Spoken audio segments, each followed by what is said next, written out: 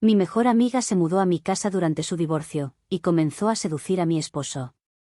Nunca pensé que la persona que conocía mis secretos más profundos, la mujer que había estado conmigo desde la universidad, la amiga que me acompañó en mi boda y que sostuvo a mi primer hijo en brazos, sería la misma persona que casi destruyó mi matrimonio desde adentro.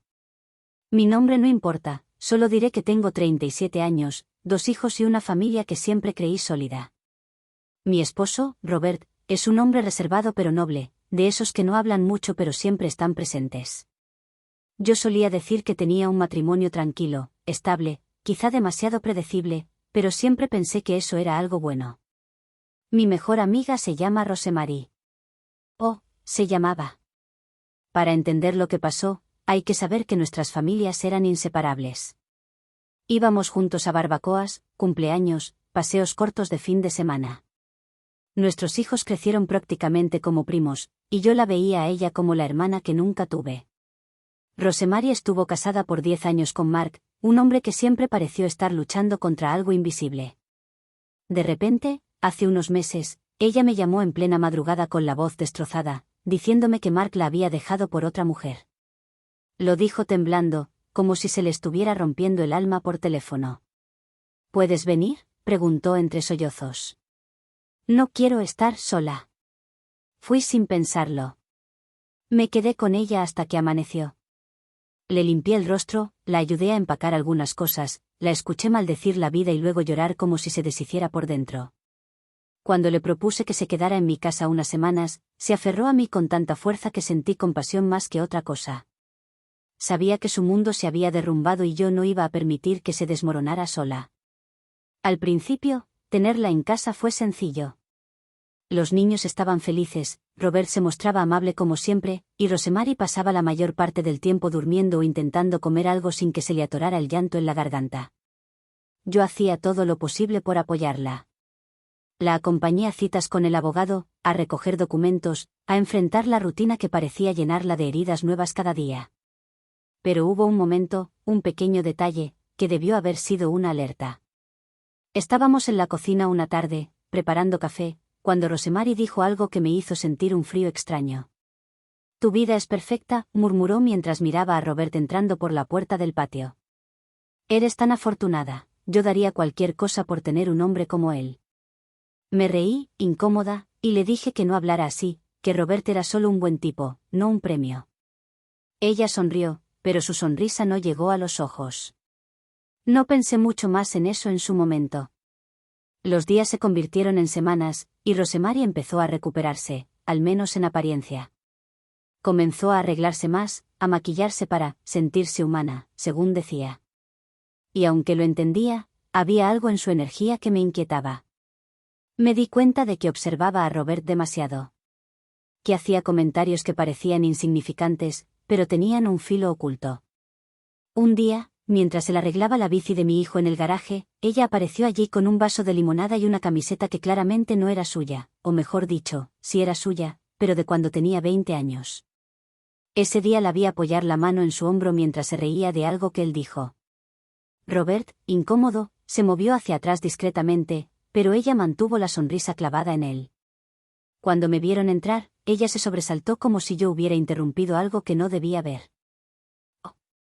Solo estaba ayudándolo, dijo con una voz demasiado dulce. No necesito ayuda, murmuró Robert, apartándose. Yo fingí no notar nada, aunque mi estómago ya comenzaba a apretarse en un nudo incómodo. Pero la gota que colmó el vaso llegó una tarde en la que volví más temprano del trabajo y escuché voces en la sala. No eran risas. No era una conversación casual. Era Rosemary diciendo algo que me paralizó antes incluso de ver qué estaba pasando. Si me hubieras conocido antes, tal vez las cosas serían diferentes. Mi corazón se aceleró. Avancé despacio por el pasillo, sintiendo como las paredes parecían cerrarse a mi alrededor. Y antes de llegar a la sala, escuché la voz baja de Robert, llena de tensión. Rosemary, detén esto. No puedes decirme esas cosas. Me quedé congelada. No quise entrar, no pude. Mis manos temblaban, mi respiración se volvió irregular. Ella estaba provocándolo y él no la había apartado todavía. No entré a la sala. Me quedé escuchando, sintiendo como algo dentro de mí se quebraba lentamente, porque había algo más. Algo que Rosemary murmuró, que me arrancó el alma de un tirón. Ella no está aquí, nadie tiene por qué enterarse. No supe si era miedo. O rabia. O traición. Solo supe que, en ese momento, mi mundo empezó a caerse en pedazos. Y lo que descubrí después, fue mucho peor. Actualización 1. No recuerdo cómo logré caminar hasta la cocina sin hacer ruido, sin derrumbarme en el suelo. Mis piernas parecían de madera, mi respiración era un hilo afilado que amenazaba con convertirse en un llanto que no podría contener. Me quedé allí, con las manos apoyadas en la encimera, tratando de coordinar mis pensamientos mientras la voz de Rosemary seguía flotando desde la sala como si estuviera perforando cada fibra de mi cuerpo. Solo digo que, mereces ser feliz también, susurró ella. ¿Por qué siempre tienes que ser tan, correcto? No escuché la respuesta de Robert. Solo escuché mis propios latidos, tan fuertes que casi ahogaban todo lo demás. Cuando por fin pude moverme, salí por la puerta trasera antes de que cualquiera de ellos me viera. Caminé al patio fingiendo que iba a revisar algo, que solo estaba llegando. Entré de nuevo a la casa haciendo ruido con las llaves para que supieran que estaba ahí. Esa fue la primera vez en mi vida que actué en mi propio hogar. Fingí que no había escuchado nada. Rosemary salió de la sala con una sonrisa amplia, demasiado perfecta para ser real. Justo a tiempo. Estábamos hablando de pedir algo para cenar, dijo alegremente, como si nada hubiera ocurrido. Robert evitó mis ojos. Su incomodidad era tan evidente como una alarma en medio del silencio. Esa noche, después de acostar a los niños, esperé a que Rosemary se encerrara en la habitación de invitados. Me quedé en la sala, con la televisión encendida solo como excusa. Robert bajó unos minutos después, pretendiendo buscar agua. Caminó hacia la cocina, pero lo detuve con una frase que salió de mis labios más fría de lo que pretendía. Tenemos que hablar. Él soltó un suspiro y apoyó la espalda contra la nevera como si estuviera agotado de algo que yo no comprendía del todo. Sabía que escuchaste algo, murmuró. Sí, dije sin rodeos. Lo escuché todo, lo que dijo, y lo que tú no dijiste. Robert frotó su rostro con ambas manos. Parecía avergonzado, tenso, pero también, confundido. Como si no supiera exactamente cómo había llegado a ese punto. No pasó nada, dijo rápidamente. Te lo juro, no pasó nada. No dije que hubiera pasado, respondí. Pero algo está pasando, Robert, y no soy idiota. Él guardó silencio. El tipo de silencio que te da una respuesta sin necesidad de palabras. Ella está vulnerable, dijo al fin. Está lastimada, ha pasado por mucho. ¿Eso qué significa? ¿Que eso te da derecho a ser su consuelo también? Robert alzó la vista, sorprendido por mi tono. Yo casi no me reconocía. No, claro que no, dijo. Intenté dejar claro que no podía hablarme así, que estaba cruzando líneas. ¿Intentaste? Repetí con incredulidad. ¿Esa es tu defensa? Se quedó callado, bajó la mirada, ese gesto me dolió más que cualquier palabra. Le di la espalda porque sentí que iba a romperme si lo seguía viendo. Me fui directo a la habitación sin decir nada más, y él no me siguió, y eso dolió incluso más. Los siguientes días fueron un infierno silencioso. Yo evitaba a Rosemary como podía sin levantar sospechas, y Robert parecía caminar sobre vidrio, sin saber si hablarme o dejarme sola.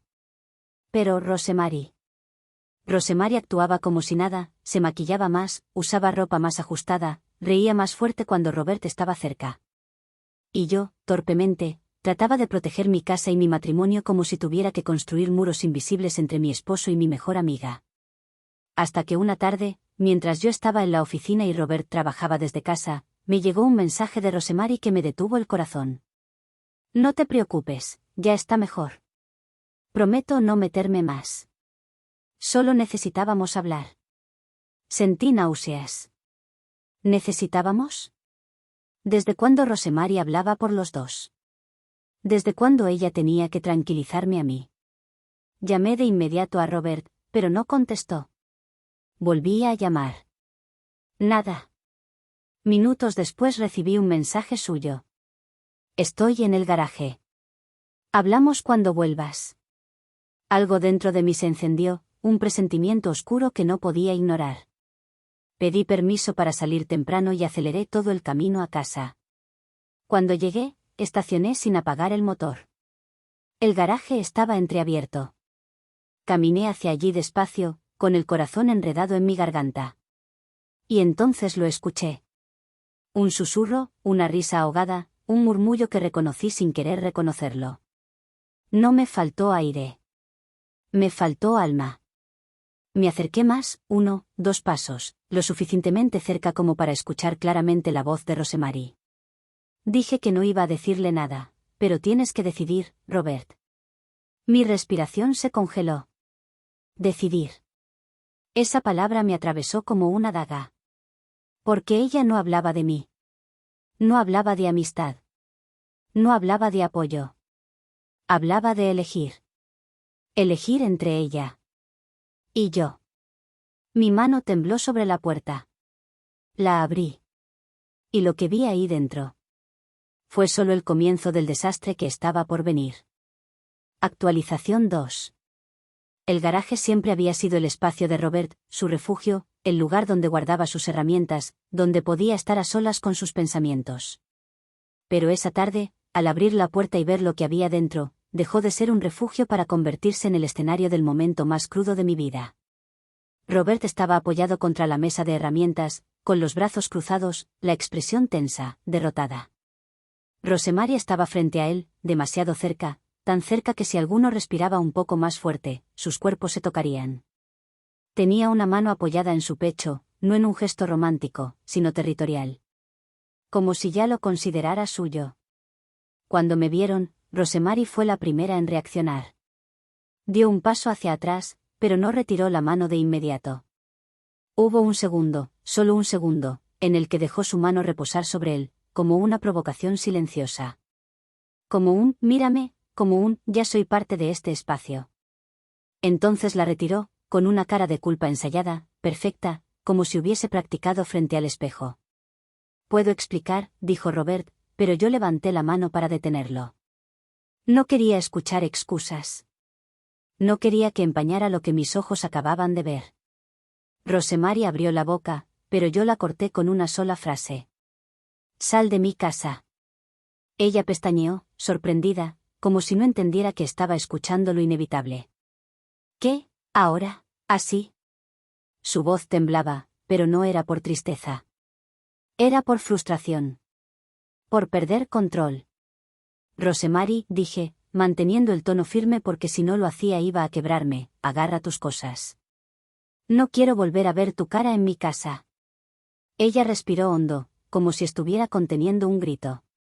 Me miró con los ojos brillantes, pero esa no era la mirada de una mujer lastimada.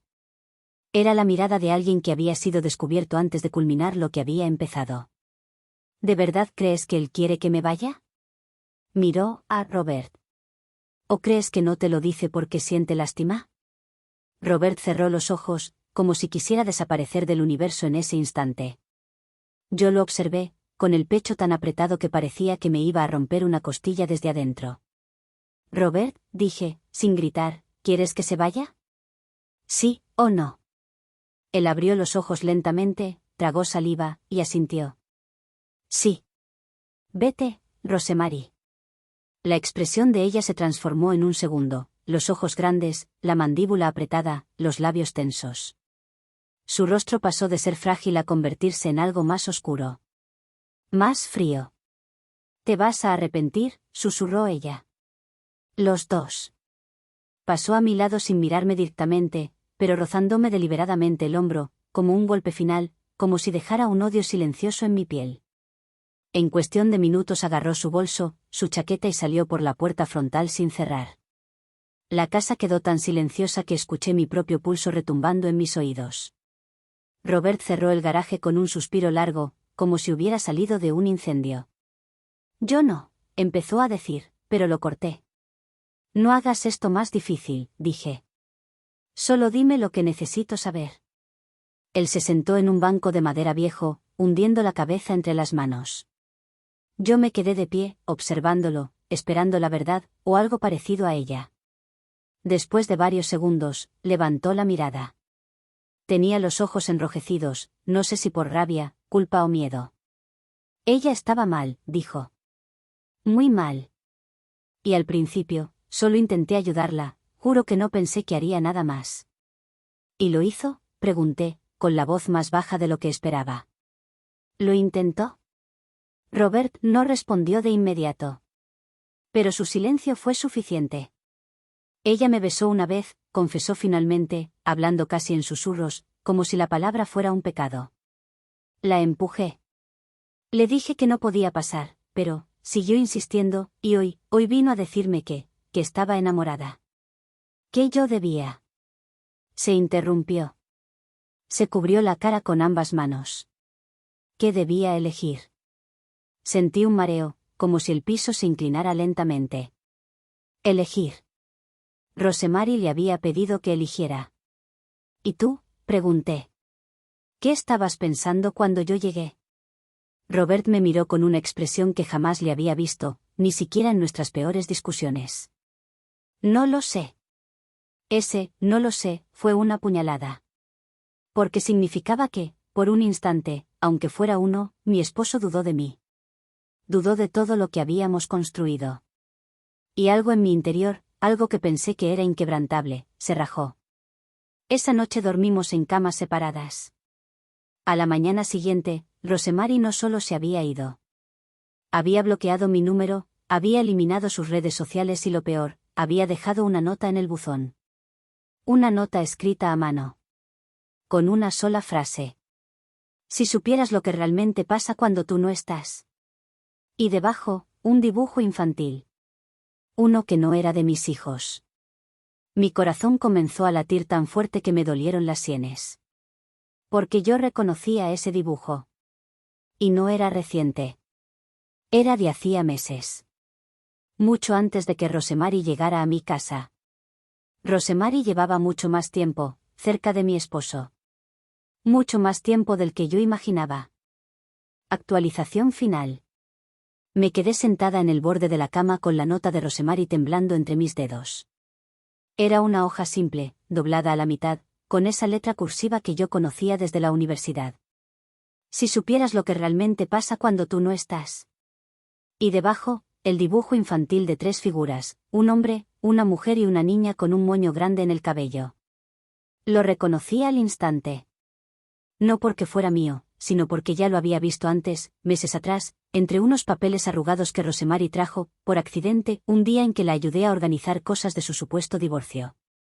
Bajé a la cocina con la nota en la mano. Robert estaba apoyado en la encimera, con una taza de café que no se había llevado a la boca.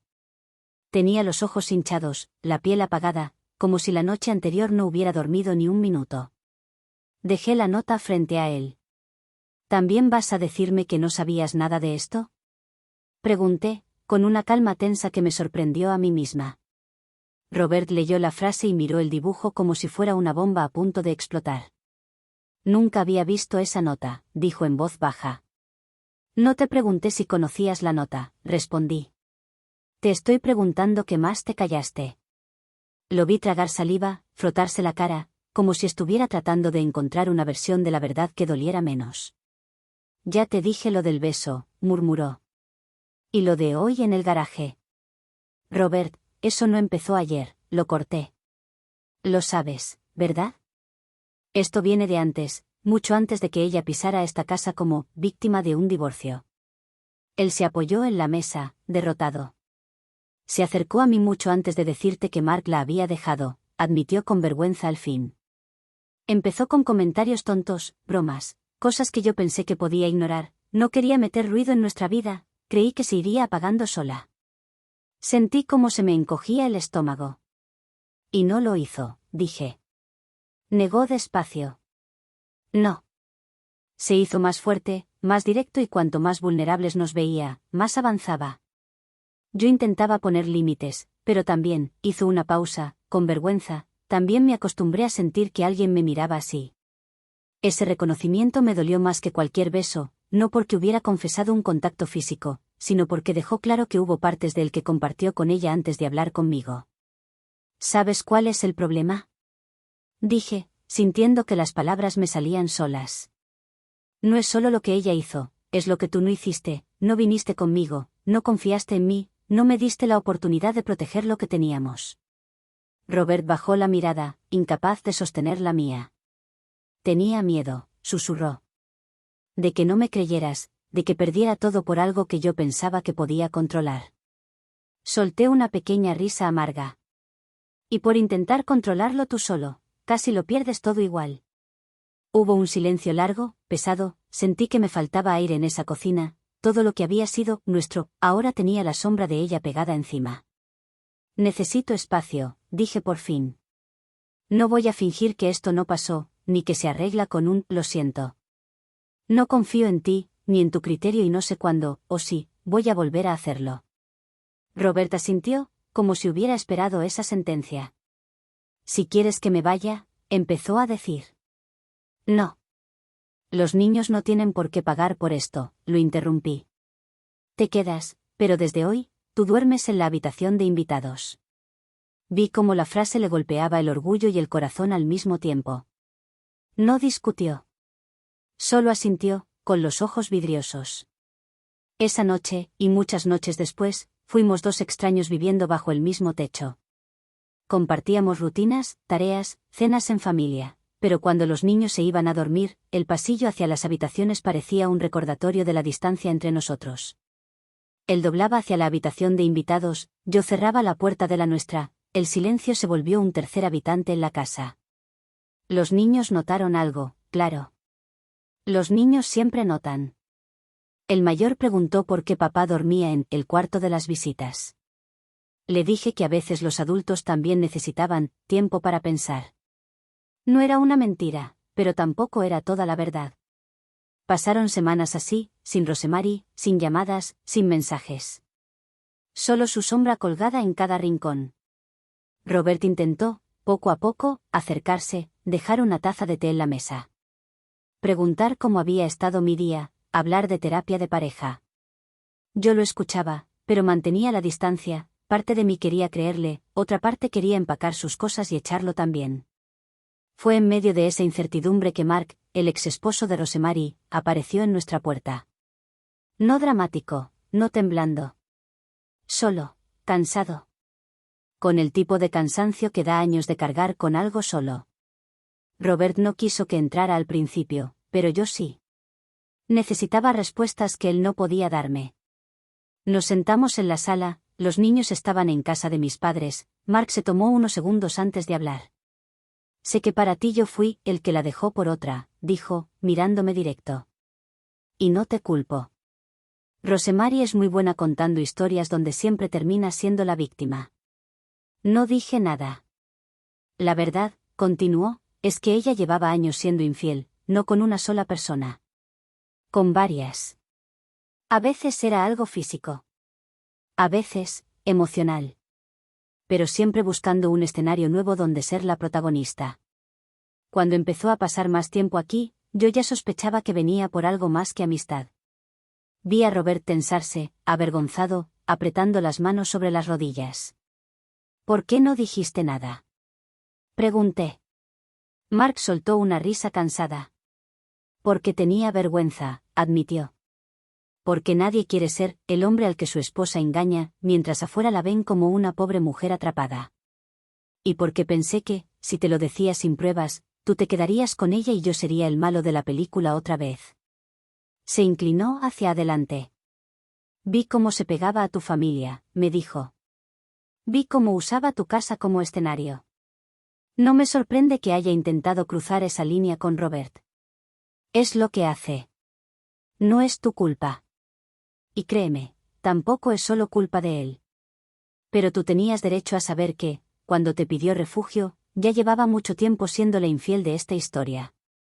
Sentí una mezcla extraña de rabia, tristeza y alivio. Rabia por el engaño. Tristeza por lo que habíamos perdido.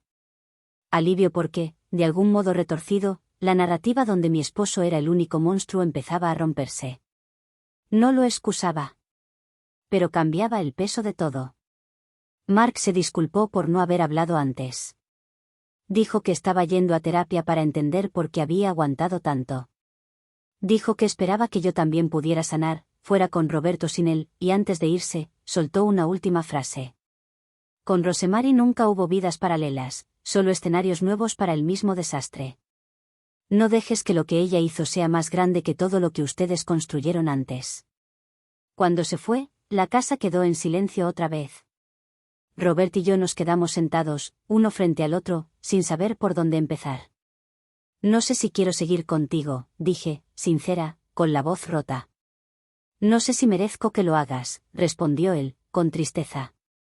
Y por primera vez en mucho tiempo, esa honestidad, tan brutal y sencilla, abrió una ventana pequeña donde antes solo había paredes. Un tiempo después. No hubo reconciliación rápida. No hubo abrazo mágico ni lo hablamos una noche y todo volvió a ser como antes. Eso solo pasa en las películas, o en las mentiras que la gente cuenta para no aceptar que sanar toma tiempo. Vivimos meses como una pareja en suspensión, mismos hijos, misma casa, mismas rutinas, pero camas separadas, distancias emocionales y un respeto frágil que se podía romper con cualquier mala palabra. Aceptamos ir a terapia de pareja, no porque estuviéramos seguros de querer quedarnos juntos, sino porque necesitábamos entender si había algo que aún valiera la pena salvar. La terapeuta fue clara desde el principio. No están aquí para volver a lo de antes. Están aquí para decidir si quieren construir algo nuevo con las mismas personas. En terapia salieron cosas que no tenían nada que ver con Rosemary, la forma en que yo evitaba pedir ayuda porque quería ser la fuerte, siempre. La manera en que Robert se desconectaba emocionalmente y solo hablaba cuando ya todo estaba a punto de explotar. Las veces que normalizamos el cansancio y la desconexión porque, así es el matrimonio. Hubo sesiones donde salimos sin hablarnos. Hubo otras donde lloramos los dos. Hubo una en particular en la que Robert, sin excusar nada, dijo algo que todavía me resuena. No me enamoré de Rosemary. Me enamoré de la sensación de que alguien me notara, porque no tenía el valor de decirte que me sentía invisible. Y yo tuve que admitir que, en mi versión de la historia, yo siempre era la que daba y nunca la que fallaba. Que también dejé pasar señales por no querer incomodarme. Que también elegí no mirar ciertas grietas por miedo a descubrir que ya estaban allí. Dejé pasar muchas cosas, incluyendo cosas que sucedieron durante el tiempo que Rosemary vivió con nosotros. No fue justo. No fue simple. Pero fue honesto. Poco a poco, la habitación de invitados dejó de ser la habitación de Robert y volvió a ser solo eso, un cuarto más de la casa. Una noche, después de una sesión especialmente dura pero reparadora, él se quedó dormido en el sofá de nuestra habitación mientras veíamos algo en la televisión. No fue un regreso oficial. No hubo anuncio. Solo pasó. Los niños, con el tiempo, dejaron de preguntar por qué papá dormía en otro cuarto. Rosemary desapareció de nuestras vidas. Ninguno de los dos volvió a buscarla o a saber de ella. No hubo llamadas, no hubo mensajes. Si algún día su nombre aparece en una conversación, es solo como un punto de referencia, no como una herida abierta. Hoy no diría que tenemos el matrimonio perfecto, esa frase perdió sentido. Lo que tenemos ahora es un matrimonio consciente, con límites claros, con conversaciones incómodas, con muchas cicatrices, pero también con una decisión repetida todos los días, elegirnos de nuevo, a pesar de todo lo que pudo haber roto para siempre lo que éramos. La gente que nos ve desde afuera todavía dice cosas como: «Qué suerte tienen de tener una familia tan sólida». Yo sonrío, pero ya no me lo creo a medias. No es suerte. Es trabajo, es dolor procesado, es haber estado a punto de perderlo todo, y aún así hacer el esfuerzo de ver si había algo que valiera la pena rescatar. Y aunque nunca volveré a confiar en alguien como confié en Rosemary, si aprendí algo importante. La traición puede venir de la persona que menos esperas. Pero la decisión de sanar, o no, esa siempre va a ser tuya. Descubrí que mi esposo quería abandonarme embarazada, y tomé venganza legal. Mi nombre es Ariana, tengo 33 años, estoy embarazada de 7 meses y, hasta hace muy poco, creía vivir la vida que siempre soñé. Tengo un hijo de 5 años que es la luz de mi mundo, un matrimonio que aparentaba estabilidad y una rutina que compartía alegremente en redes sociales como si mi felicidad dependiera de capturarla en pequeñas cápsulas digitales. fotos en familia, desayunos de domingo, vídeos cortos del embarazo, tiernos momentos con mi hijo pintando, y esas frases que todos comentan con emojis de corazones. ¡Qué familia tan linda! Ustedes inspiran amor, así quiero vivir algún día. Yo quería creer cada comentario. Quería sentir que mi vida era tan perfecta como se veía desde afuera. Mi esposo, Nick, siempre fue un hombre tranquilo, de esos que no necesitan mucho para estar felices. O al menos eso creía yo. Hace poco más de un año, comenzó a cambiar su rutina. Todo empezó con algo que parecía inofensivo. Decidió inscribirse en un gimnasio nuevo, uno de esos modernos, llenos de espejos, luces blancas y gente sudada tomándose selfies después de cada serie. Me lo vendió como una decisión de salud, como una forma de sentirse más activo. Yo lo apoyé, siempre lo apoyé. Pero su cambio fue más rápido de lo normal, más intenso, más obsesivo. Pasó de ir 3 veces por semana a 5. Luego a 6. Después, de repente, pasó a ir 2 veces al día, porque se sentía motivado. Comenzó a comprar ropa deportiva nueva, suplementos, proteínas, vitaminas, y a dormir con su teléfono bajo la almohada como si el aparato necesitara su protección. Todo eso me llamó la atención, pero estaba embarazada, y embarazada solemos justificar lo injustificable con tal de sentir paz. Nuestros momentos juntos se hicieron más cortos, nuestros silencios, más largos. Su mirada, más distante. Cuando le recordaba citas médicas del bebé, decía que lo tenía presente, pero nunca llegaba a tiempo. Cuando lo invitaba a cenar con amigos, se excusaba diciendo que tenía entrenamiento pesado al día siguiente. Y cuando le preguntaba si estaba bien, sonreía, esa sonrisa vacía, esa sonrisa que esconde más puertas cerradas que respuestas.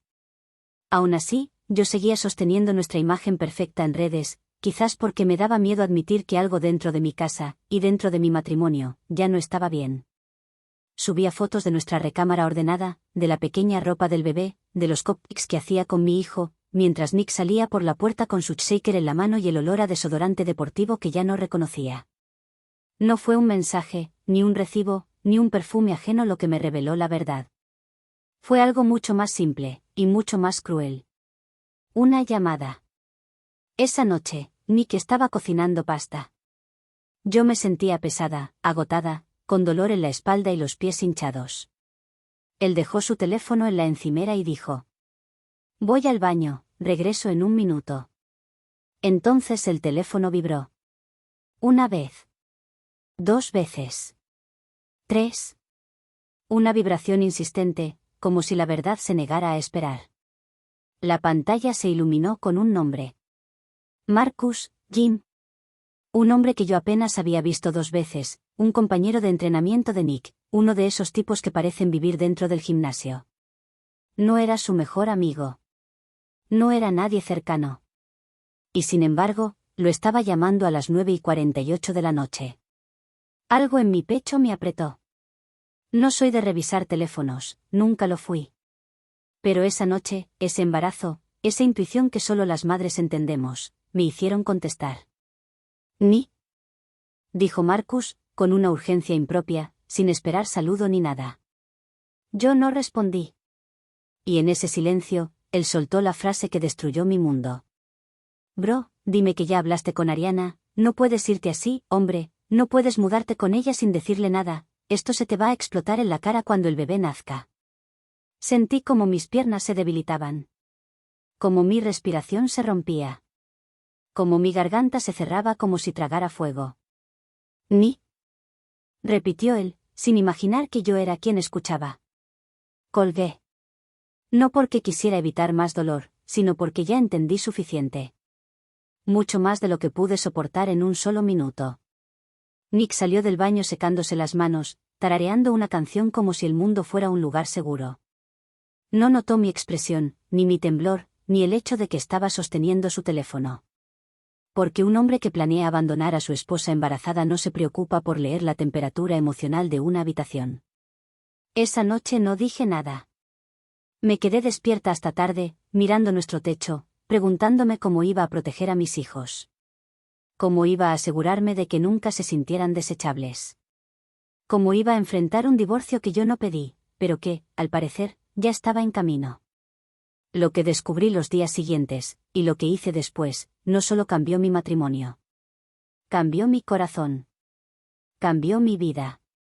Y me mostró quién era verdaderamente la mujer del gimnasio con la que Nick estaba dispuesto a destruirlo todo. ¿Por qué esa llamada? No fue el final. Fue el inicio de mi despertar. Actualización 1. Los días después de la llamada que escuché en la cocina se sintieron como caminar en un suelo que cruje, sabiendo que en cualquier momento podría abrirse completo bajo mis pies. Yo seguía embarazada, cansada, tratando de mantener la rutina para mi hijo mayor, pero ya no estaba en modo negación. Estaba en modo observación. Cada pequeño comportamiento de Nick era una pieza más en un rompecabezas que yo jamás pedí armar. Él empezó a actuar más torpe. No torpe físicamente, sino emocionalmente. Esa torpeza que solo aparece en los hombres que creen que lo están ocultando todo, pero que en realidad dejan rastros por todas partes. Guardaba el teléfono incluso para ir al baño. Lo cargaba como si fuera un órgano vital extra, lo abrazaba con el brazo cuando se sentaba en el sofá, como si yo quisiera arrebatárselo, no me miraba a los ojos cuando hablaba conmigo.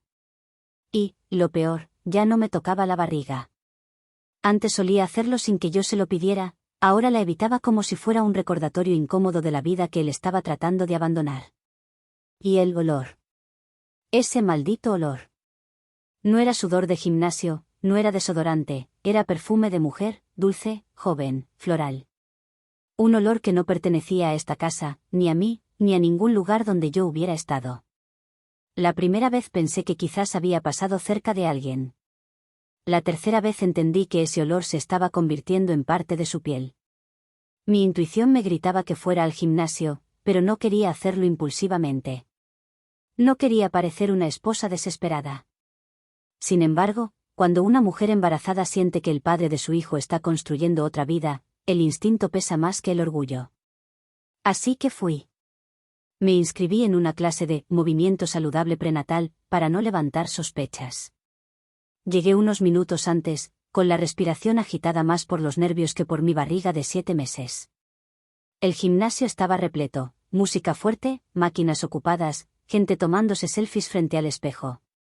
Un escenario perfecto para que dos personas se sientan invisibles mientras destruyen la vida de alguien más. Y ahí estaba él. En una caminadora, peinado, ropa deportiva impecable, sonriendo. Sonriendo de una manera que yo no había visto desde hacía meses. Lo seguí con la mirada. No para confrontarlo, sino para entender, para ver, para tener cómo sostenerme después. Y fue en ese instante cuando la vi. Ella. Era joven, unos 26 o 27 años. Cabello recogido en una coleta alta, leggings ajustados, figura atlética, piel bronceada, actitud de alguien que sabe que la están mirando. No era el tipo de mujer que pasa desapercibida. Pero lo que me rompió no fue su apariencia. Fue la forma en que él la miraba.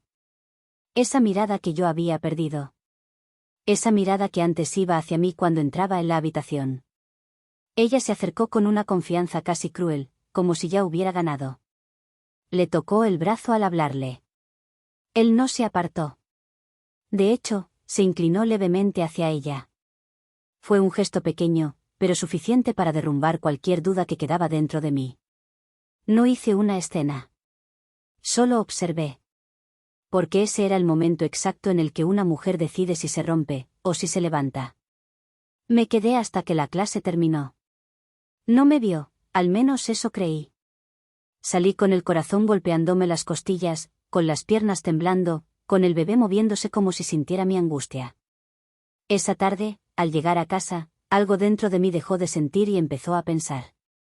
Mis lágrimas se convirtieron en estrategia, mi dolor se volvió precisión, y mi miedo se transformó en una promesa silenciosa: mis hijos no iban a pagar por la traición de un hombre. Esa noche, cuando Nick llegó, no dije nada. Me abrazó por detrás de forma torpe, como si intentara fingir cariño. Y ahí, pegado a mi espalda, pude olerla otra vez. No dormí. Ni siquiera lo intenté.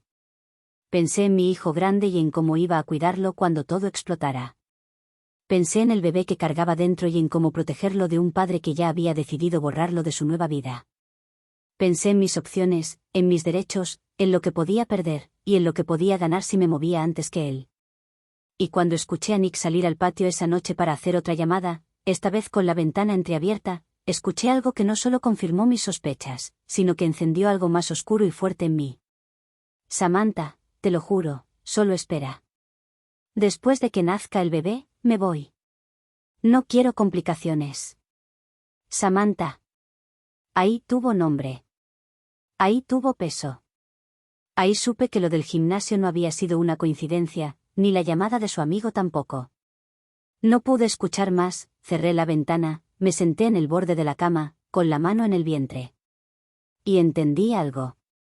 No era yo quien estaba a punto de perderlo todo.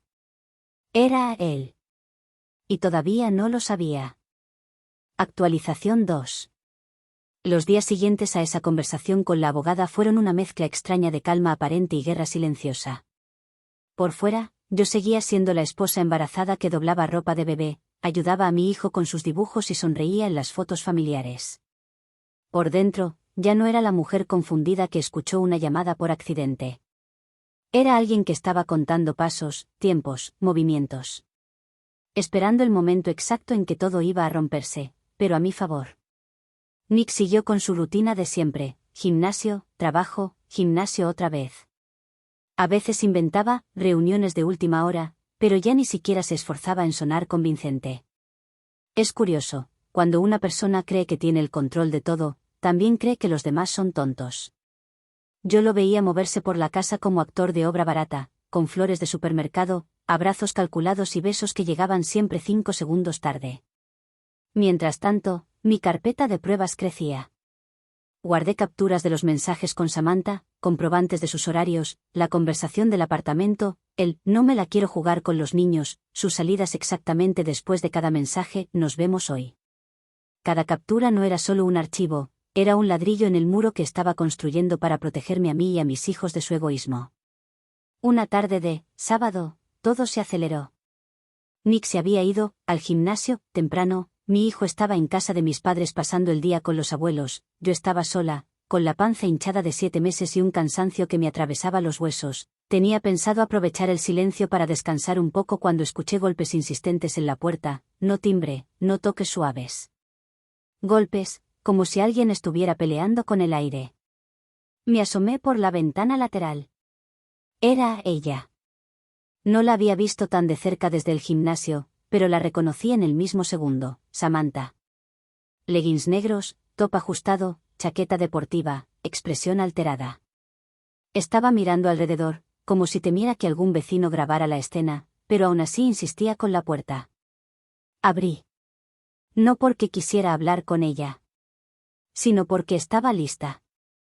Ella se congeló al verme. Su expresión cambió de nerviosa a molesta en cuestión de segundos, como si mi presencia fuera un inconveniente en su vida.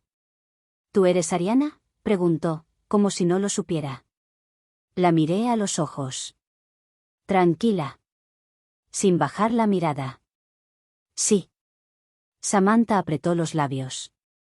Inspiró como alguien que está a punto de lanzar una bomba. Necesito hablar con Nick. Nick no está, respondí. Está en el gimnasio, ¿no es ahí donde siempre lo ves? Su cara se crispó. Ahí entendí algo importante, no estaba aquí por un malentendido, estaba aquí por celos. No venía a pedirme perdón ni a hablar entre mujeres. Venía porque sentía que estaba perdiendo el control sobre él. Mira, dijo, cruzándose de brazos, yo sé que tú estás embarazada y todo eso, pero él no puede seguir con este teatro. Me prometió que se iba a ir contigo, que íbamos a firmar el contrato del apartamento este mes. No puede seguir durmiendo aquí como si nada. Cada palabra era una confesión involuntaria. Quise reír. No lo hice. Entiendo, dije. Su ceño se frunció. ¿Entiendes, qué? Que eres la otra y ni siquiera sabes en qué puesto estás parada. Eso la tocó, la vi temblar un poco. Sus ojos cambiaron de molestos a furiosos. Yo no soy la otra, escupió. Él dice que tú solo estás alargando algo que ya se acabó. Que solo se queda aquí por los niños y porque no quiere parecer un monstruo yéndose mientras estás embarazada. Pero él ya no está contigo. Está conmigo. Y si tú no lo entiendes, ese es tu problema. Cada frase era una puñalada, pero no en mí. Ya no. Esa Ariana se había ido. Curioso, dije, inclinando la cabeza. Porque estando tan, contigo, duerme aquí todas las noches. Come aquí. Deja aquí su ropa. Y el seguro médico de este bebé lo paga él, no tú. Samantha rodó los ojos. Eso es temporal, y si no se mueve por las buenas, se va a mover por las malas. Ya estoy cansada de esperar. Si tú no lo dejas, vas a obligarlo a hacerlo todo de la manera difícil. Y no te conviene. Ahí estaba. La amenaza. El chantaje. El punto exacto donde muchos hombres se doblan por miedo a perderlo todo. Pero el problema es que Nick no sabía que ya había perdido todo conmigo. ¿Eso te dijo?, pregunté, con calma casi cruel. ¿Qué me tiene miedo? Dijo que puedes ponerle problemas con los niños y con la casa, respondió ella. Que eres sentimental, que te vas a poner dramática. Pero si tú supieras la verdad, lo soltarías.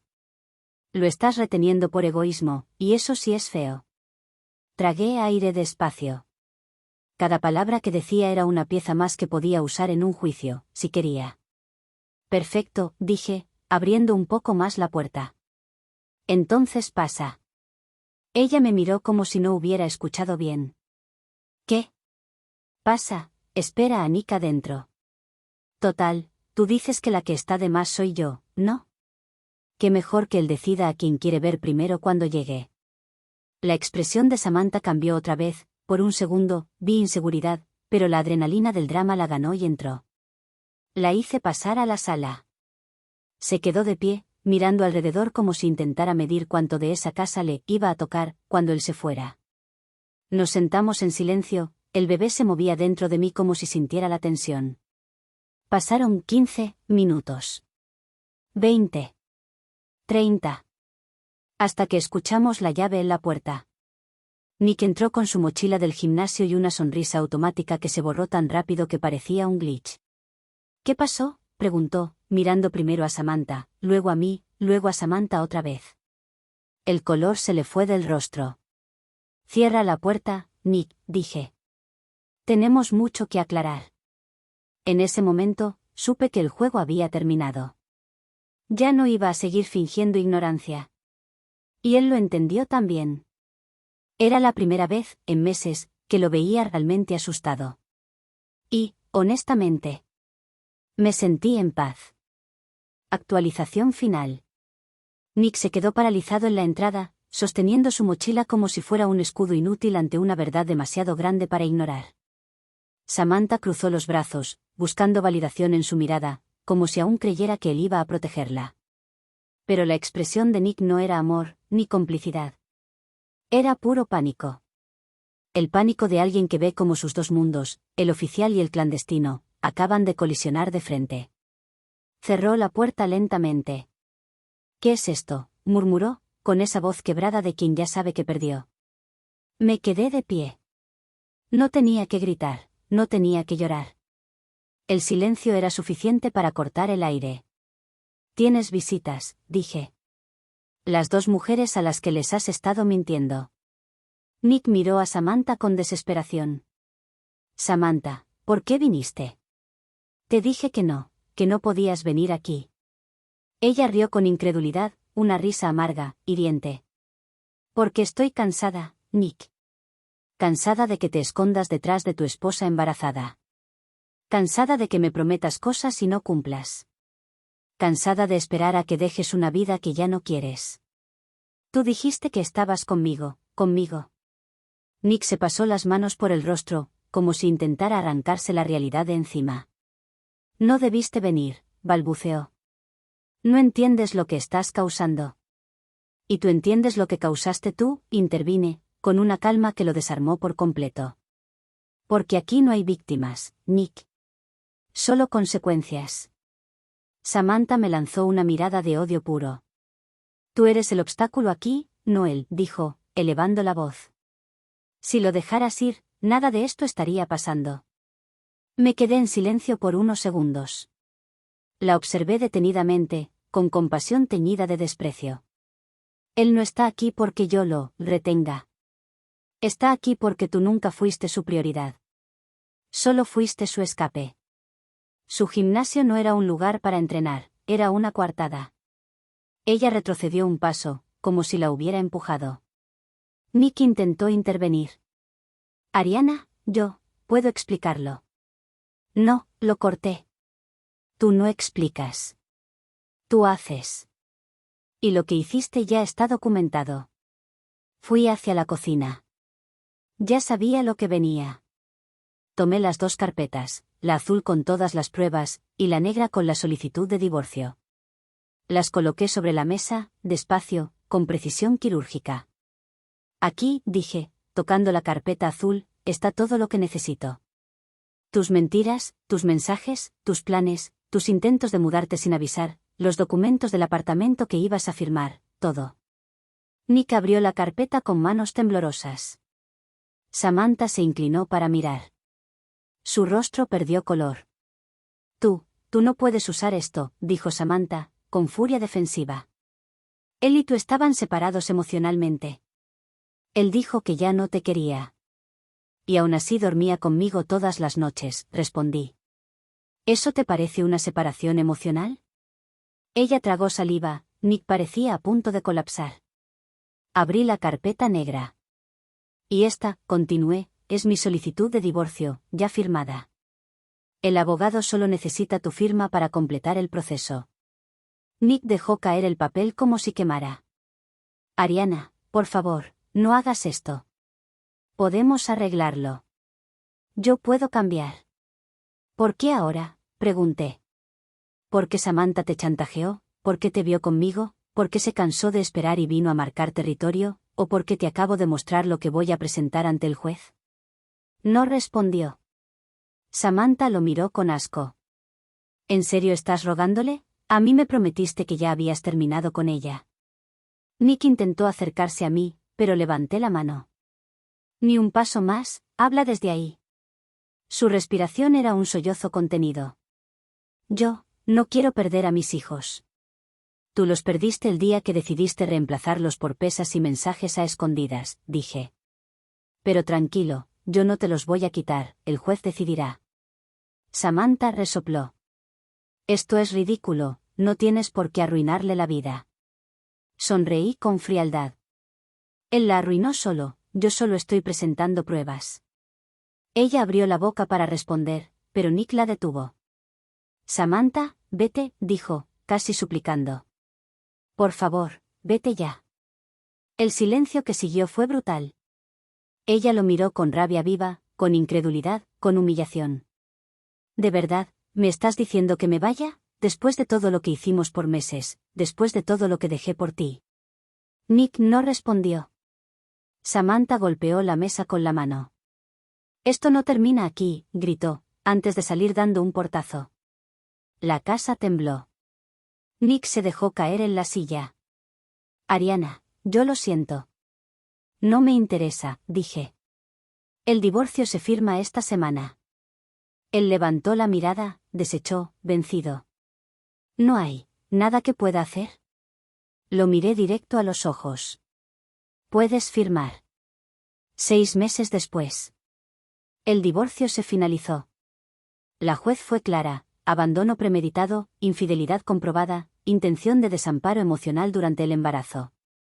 Me otorgaron custodia principal, manutención, seguro médico, y un pago adicional por gastos del parto. Nick perdió mucho. Pero no todo.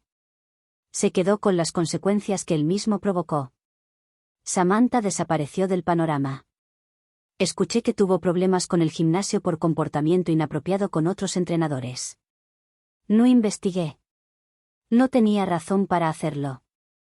Mi hijo mayor está mejor. El bebé está sano, hermoso, amado. La casa es más tranquila ahora. Respiro distinto. Duermo sin escuchar llaves en la puerta tarde en la noche. Como si el aire mismo hubiera dejado de mentirme.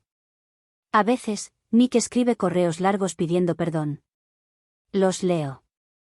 No respondo. Porque el cierre no me lo dio él. El cierre lo construí yo.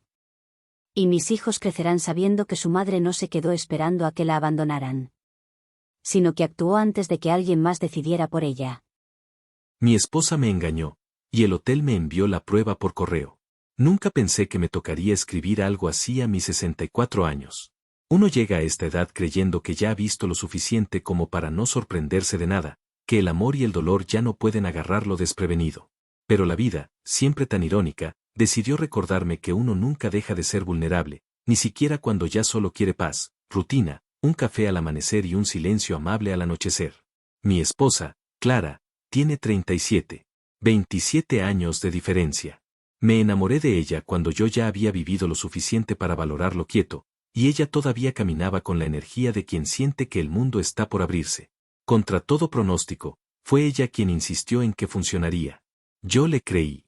Ella parecía admirar mi paciencia, mi forma de observar la vida sin urgencias. Y yo admiraba su risa fácil, su habilidad de convertir un día común en algo cálido. Los primeros años funcionó. 10 años de matrimonio donde, a pesar de la diferencia, hicimos que nuestras vidas encajaran. Pero con el tiempo empezaron a aparecer esos pequeños recordatorios de que estábamos en etapas muy distintas. Mientras yo deseaba noches tranquilas en casa, ella todavía quería salir con sus amigas, hacer escapadas de fin de semana, sentir que la vida no se le escapaba entre los dedos. La apoyé, nunca quise ser el esposo controlador que le corta las alas a una mujer más joven. Sabía que para amar a alguien que tiene tanto por vivir, uno tiene que soltar un poco. Pero esa libertad que intenté darle se convirtió, poco a poco, en una distancia que no supe leer a tiempo. Ella empezó a salir más los viernes. Luego los sábados. Luego algunos jueves de chicas, según decía. Yo me quedaba en casa leyendo, viendo documentales, tomando té para dormir mejor. Creí que ese equilibrio extraño era nuestro punto medio. Y quizá lo hubiera seguido creyendo, si no fuera por ese correo. Yo soy el que maneja nuestras cuentas, nuestros correos conjuntos, las reservaciones, los pagos de la casa. Ella nunca se preocupó por esas cosas. Así que cuando llegó un email con el asunto, objeto olvidado en su habitación, Hearthstone Hotel y Spa. Automáticamente pensé que se trataba de alguna reserva mía del pasado. Lo abrí sin pensar. Era un mensaje amable, formal, informando que mi esposa había dejado un reloj en la suite durante su estadía el fin de semana anterior, y que podían enviarlo a la dirección que figuraba en nuestra cuenta. Yo leí la palabra reloj, y mi corazón se detuvo, porque el reloj que describían no le pertenecía a Clara. En absoluto. Y la foto venía adjunta en el correo. Era un reloj de hombre. De correa de cuero gastada, esfera azul, con una pequeña inscripción en el borde interior. Para C, con gratitud, 2015. Yo conocía a ese reloj. Perfectamente. Yo mismo lo había mandado grabar. Para un joven que en ese entonces era mi protegido, casi como un hijo adoptivo profesional. Un muchacho inteligente, ambicioso, con futuro. Un hombre al que había enseñado, guiado, recomendado, invitado a parrilladas en mi casa. Alguien que había confiado en mí, y en quien yo había confiado más de lo que debía. Su nombre, Evan. El mismo Evan que Clara conocía desde hacía años. El mismo Evan que siempre la saludaba con demasiada alegría. El mismo Evan que me agradecía cada vez que conseguía un ascenso o una oportunidad laboral. El reloj que dejé como símbolo de confianza. Apareció en una suite de hotel, reservada a nombre de mi esposa. El suelo no se abrió bajo mis pies. No hubo gritos. No hubo escenas. Solo un silencio tan profundo que me pareció escuchar cómo mi corazón envejecía 10 años más en un segundo. Releí el correo 3 veces. Revisé la fecha, el tipo de habitación, el nombre, el número de la suite. Todo coincidía con la noche en que ella había dicho que estaba en un spa con amigas. Mis manos temblaban. Mi vista se nubló. Y por primera vez en mucho tiempo, entendí que la diferencia de edad no era un detalle. Era la grieta que ella había usado para escaparse hacia otra vida. No confronté. No llamé. No escribí. Solo le respondí al hotel, agradeciendo la notificación, y pedí que enviaran el reloj a casa. Ese reloj, ese maldito reloj, llegó 3 días después, 3 días que fueron el infierno en la tierra, entre la paciencia y el veneno. Y ahí comenzó una historia que yo jamás pensé que viviría a esta edad. Una historia que cambiaría todo. Actualización 1. La noche que Clara vio el reloj sobre la mesa, Sentí algo extraño dentro de mí, una calma helada, casi quirúrgica. No era furia. No era tristeza. Era la conciencia lúcida de un hombre que entiende que lo han traicionado de la manera más íntima posible, y aún así debe mantenerse de pie. Ella entró a la cocina con las llaves en la mano, sonriendo como si nada hubiera pasado. Traía aún el brillo ansioso de las salidas nocturnas, ese brillo que yo ya no veía cuando estaba conmigo. Pero la sonrisa murió en su rostro apenas vio el reloj frente a ella. Primero se quedó inmóvil. Luego se llevó una mano al pecho. Y finalmente, sus ojos se llenaron de un miedo que nunca le había visto. ¿Dónde encontraste eso?, preguntó en voz baja. Yo apoyé las manos sobre el borde de la mesa, sin levantar la voz. Me escribió el hotel. Ella tragó saliva. Su piel perdió color. ¿Puedo explicar? No quiero explicaciones todavía, respondí. Solo quiero que me digas si es tuyo. Clara cerró los ojos, como si eso pudiera detener la realidad que ya la había alcanzado. No, no es mío. Entonces ya sabes lo que quiero preguntar. Hubo un silencio largo, insoportable. Un silencio en el que pude escuchar el tic-tac del reloj, como si se burlara de mí. Finalmente, ella abrió los ojos y dijo: fue un error. Yo respiré hondo. Muy hondo. ¿Un error de una noche?, pregunté. Clara tardó demasiado en responder. Demasiado. No, murmuró finalmente. No fue una sola vez. Y ahí fue donde todo dentro de mí comenzó a resquebrajarse. No por el engaño, sino por el reconocimiento brutal. Ella ya no era parte de mi mundo. Yo me estaba apagando en un sillón con mis libros y mi té, mientras ella se encendía en habitaciones que no compartíamos. Pero había algo más. Algo pequeño. Algo que me lanzó en otra dirección mental. Yo conocía a Evan. Eso hacía la traición más profunda, pero también más estratégica. Clara, ¿con quién fue? Ella se derrumbó sobre la silla como si el aire la hubiera abandonado. No quiero lastimarte más. Ya lo hiciste, respondí con serenidad amarga. Ahora solo dime quién es. Ella se cubrió la cara con ambas manos. Evan. Yo ya lo sabía. Pero escucharlo es diferente. Mi pecho se apretó. Sentí una punzada que no era física, sino moral. El muchacho a quien yo apoyé, a quien invité a mi casa, al que enseñé a negociar contratos, al que recomendé en la empresa. Ese fue el que se llevó a mi esposa a un hotel. Casi pude escuchar la risa de la vida diciéndome que había sido un ingenuo. ¿Cuánto tiempo?, pregunté. Ella tardó unos segundos, como si medir el tiempo pudiera suavizar la infidelidad. Pero nada podía hacerlo. 3 meses, confesó. 3 meses mientras yo pagaba nuestras cuentas, arreglaba el jardín, me aseguraba de que la calefacción funcionara en invierno y le dejaba mensajes dulces cuando salía con sus amigas. 3 meses mientras yo rezaba porque nuestro matrimonio resistiera la diferencia de edad. 3 meses mientras yo creía, con la ingenuidad de un hombre mayor que solo quiere tranquilidad, que el amor era suficiente. Me pasé una mano por la frente. ¿Por qué?, pregunté, no para despertarle culpa, sino para entender por qué decidió destruir una vida que yo creía sólida. Clara no respondió de inmediato. Mordió su labio. Se quedó mirando la mesa. Tú tienes una rutina, quieta, muy quieta. Yo intento seguirte el paso, pero a veces siento que me estoy apagando. ¿Y apagarte justificaba esto?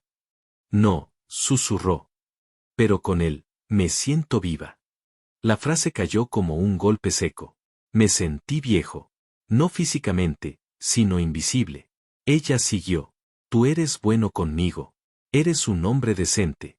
Pero yo necesito algo que ya no sé si tú puedes darme. No supe si reír o llorar. Así que no hice ninguna de las dos. Porque en ese momento, lo que empezó a crecer dentro de mí no fue tristeza. Fue rencor. No por la diferencia de edad. No por la infidelidad, que sí me dolía. Sino por la traición del hombre al que yo había formado. Me levanté de la mesa lentamente. Clara, necesito que me respondas algo más. Ella alzó la vista, esperando quizá una súplica, o un intento desesperado por recuperar lo que quedaba. Pero no. ¿Lo amas? Su labio tembló. Sus ojos se llenaron de lágrimas. No sé, dijo finalmente. Yo asentí. No porque aceptara la respuesta, sino porque me confirmaba algo que ya intuía. Ella estaba confundida. Pero él no. Él sabía exactamente lo que estaba haciendo. Vamos a hablar de esto más tarde, dije. Cuando yo haya tenido tiempo de pensar. Y cuando tú entiendas que lo que hiciste no tiene retorno. Clara rompió a llorar. Pero no la consolé. No era mi lugar hacerlo. Me dirigí a mi estudio y cerré la puerta. Me senté en mi sillón viejo, ese que ya tiene la forma exacta de mi cansancio. Y mientras la escuchaba llorar al otro lado, solo pensé en una cosa. Yo no iba a arruinar mi vida por esta traición. Y mucho menos iba a dejar que Evan se fuera intacto. Lo que vino después fue planeado con una frialdad que ni yo sabía que tenía. Una decisión que comenzó esa noche, y que tomaría forma cuando volví a revisar el correo del hotel. Porque entre los archivos adjuntos había algo más que no le mostré a Clara. Algo que cambiaría por completo la dirección de esta historia. Actualización 2. Dormí mal. O mejor dicho, no dormí. Pasé la noche sentado en mi sillón, viendo cómo la oscuridad cedía lentamente al amanecer, sintiendo como el cansancio de mis 64 años me pesaba más que nunca. Clara no se acercó a mi estudio. No trató de hablarme. No trató de justificarse. Supongo que incluso ella sabía que ya no había nada que pudiera decirme que no sonara pequeño ante la magnitud de lo que hizo. Pero mientras la casa seguía en silencio, yo volví a abrir el correo del hotel. Había algo más que no le había mostrado. Algo que había decidido mantener solo para mí, porque sería la pieza final que necesitaba para entender el alcance de la traición. Había otro archivo adjunto, era un archivo de video. Ni siquiera lo había notado la primera vez, porque estaba concentrado en el reloj. El archivo decía, Holwa-Cam-3, Saturday 10 y 14 de la noche. Era una cámara de pasillo. No mostraba nada explícito, pero sí mostraba suficiente, a Clara caminando por el corredor del hotel, riendo. Y detrás de ella, apenas unos pasos, Evan. Su postura no era la de un invitado casual. Él iba confiado, relajado, como quien sabe exactamente a dónde pertenece. La imagen era granulada, pero no dejaba lugar a dudas. Ella le tocó el brazo. Él le sostuvo la cintura un instante. Ella lo miró con esa expresión de mujer viva, emocionada, con la que ya nunca me miraba a mí. El video era corto, no rompía la privacidad y claramente se veía el reloj en la muñeca de él. Pausé el video varias veces. No para torturarme, sino para recordar. Ese hombre había estado sentado en mi mesa. Había comido mi comida. Había pedido consejos sobre su carrera. Había usado mi casa como un lugar seguro cuando recién comenzaba a trabajar. Y ahí estaba, deslizándose detrás de mi esposa por un pasillo de hotel como un ladrón satisfecho. Ese archivo, más que dolor, me despertó una claridad que no esperaba. No iba a dejar esto impune. Con Clara podía ser paciente, incluso compasivo. Pero con Evan, no habría piedad. Esa mañana salí del estudio y encontré a Clara sentada en la mesa, aún llorando, con los ojos hinchados. Apenas me vio, se enderezó como si esperara que yo le diera instrucciones, como la mujer que dependía emocionalmente de mis decisiones. ¿Podemos hablar ahora?, preguntó, con la voz rota. Yo respiré hondo. No porque necesitara serenarme, sino porque quería que cada palabra saliera del lugar exacto donde guardo mi dignidad. Clara, no puede haber más mentiras, dije. Ella asintió. Se limpió las mejillas. Te lo voy a decir todo. No quiero todo, respondí. Quiero entender qué vas a hacer ahora. No lo que hiciste. Ella pareció confundida. ¿Qué quieres decir? No quiero saber detalles de tus escapadas, escalé con calma. No quiero saber cuánto tiempo duró cada encuentro. Quiero saber si estás dispuesta a asumir consecuencias. Ella bajó la mirada. ¿Quieres divorciarte? Sí, dije. No hay otra opción. Ella se cubrió la boca con la mano, conteniendo un sollozo. Pero... Clara, no interrumpas. Mi voz salió más firme de lo que esperaba. Ella se quedó quieta, como si de pronto entendiera que estaba hablando con un hombre que había llegado a sus límites. Voy a divorciarme de ti, pero necesito saber algo antes. Ella levantó la vista lentamente. Sus ojos estaban llenos de miedo. ¿Qué cosa? ¿Él va a seguir en tu vida? El impacto fue visible. Clara tragó saliva. Miró hacia la ventana, como si buscara una respuesta allí. No sé, murmuró. Clara. Me incliné un poco hacia ella. Si vas a destruir este matrimonio y además vas a correr detrás del hombre al que yo mismo mentoré, quiero saberlo. Ella se quebró por completo. No es así, yo no lo busqué, él estaba ahí, simplemente, pasó. Nada simplemente pasa, respondí. Uno decide. Tú decidiste. Sus lágrimas cayeron sin disimulo. Aún así, no me moví para consolarla. ¿Sigues viéndolo? Silencio. Un silencio que decía más que cualquier confesión. Clara. Ella respiró entrecortado. Él quiere seguir viéndome. Yo cerré los ojos un instante. Y con esa respuesta, confirmé que no solo había perdido a mi esposa, sino que también había creado mi propio enemigo y peor aún, le había abierto las puertas de mi casa. Me levanté con calma. Voy a hablar con un abogado, dije. Hoy mismo. Ella dejó escapar un pequeño grito ahogado. Puedes esperar al menos a que yo hable con él. Ahí lo supe. Lo supe con una precisión quirúrgica. Clara estaba más preocupada por Evan que por mí. Habla con quien quieras, dije. Ya no cambia nada. Me dirigí a la puerta. Tomé las llaves. Clara se levantó de golpe. ¿Dónde vas? A poner esto en marcha. Y justo cuando abrí la puerta, el teléfono sonó. Un número desconocido. Respondí casi sin pensar. La voz al otro lado me congeló la sangre. ¿S.R. Dalton? Le llamamos de recursos humanos de la empresa donde trabaja Evan Miller. Necesitamos hablar con usted con urgencia. Me quedé inmóvil. Clara me miraba desde la mesa, temblando. ¿Mi nombre? ¿Qué tiene que ver conmigo?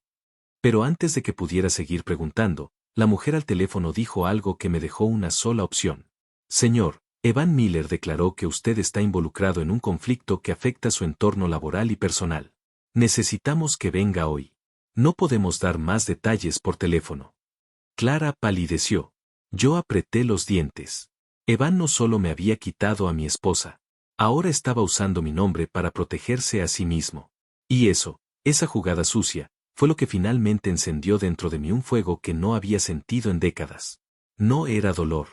No era celos. Era la guerra. Actualización final. Cuando colgué la llamada de recursos humanos, sentí algo que no había sentido en mucho tiempo, una claridad feroz.